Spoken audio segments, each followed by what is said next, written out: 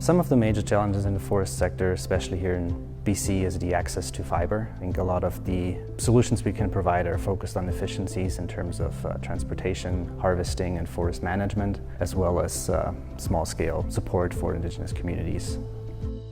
My name is Christoph Schilling. I'm a senior researcher with FPInnovations, and I'm also our program lead for the Indigenous forestry program at FPInnovations. FPInnovations is a non-for-profit private research organization. We're serving our members, which is predominantly the larger industry members in the forest sector, as well as the federal and provincial government, in providing technology and solutions for the forest sector to stay competitive.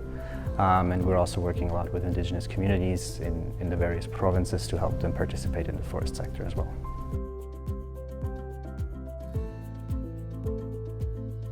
Western economic diversification is still a really strong partner in our Indigenous forestry program. So over the past several years, we've been working really closely in supporting Indigenous communities to create businesses and to be more efficient in participating in the forest sector.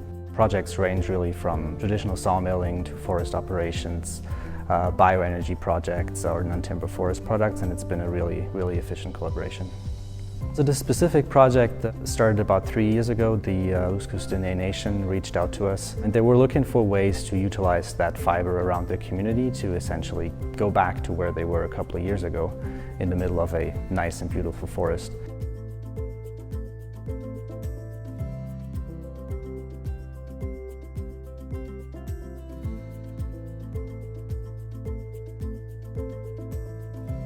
One of the things that FPInnovations recommended was the use of a small-scale combined heat and power unit in the community to not only use the resources that are available, but also to displace diesel in the community and reduce carbon emissions at the same time.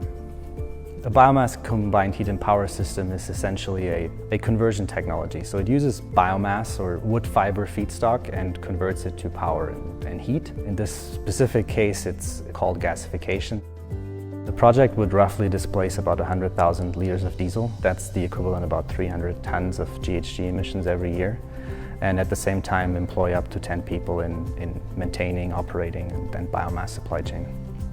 I think we're moving towards a more sustainable forest that creates a sustainable supply of fiber for our industry, but also respects the traditional values of our Indigenous communities, and that forest might look very different from what we're seeing today.